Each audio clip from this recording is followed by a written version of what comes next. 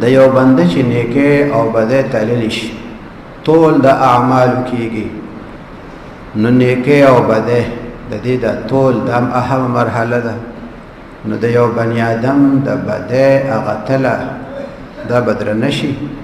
او د نیکه هغه بس پکه شي بده ته پته ولګي چې کار خراب شو هغه د ګناهونو طرف مې دروند شو او د نیکه هغه سپک شو اوس به فیصله کېږي دوزخ ته بوځي دې دوران کې به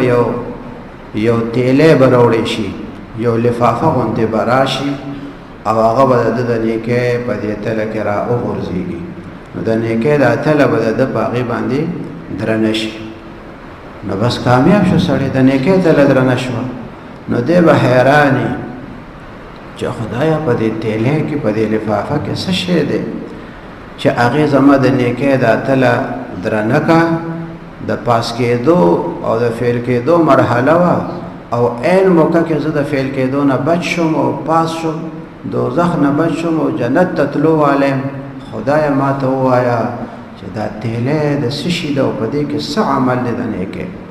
نو الله جل شانه به ورته وفرمایي کف تراب القیته فی قبر مسلم دا هغه یو لپه خاورې دي چې تا د یو مسلمان په قبر باندې اچولې وي چې کله مو مسلمان رور یا خور دفن کول نو تا د هغې په خدمت کې د هغې د تدفین په وخت کې یو لپه خاوره راغستې وي او هغه دې په هغه قبر باندې اچولې وي نن مې درته هغه لپه خاورې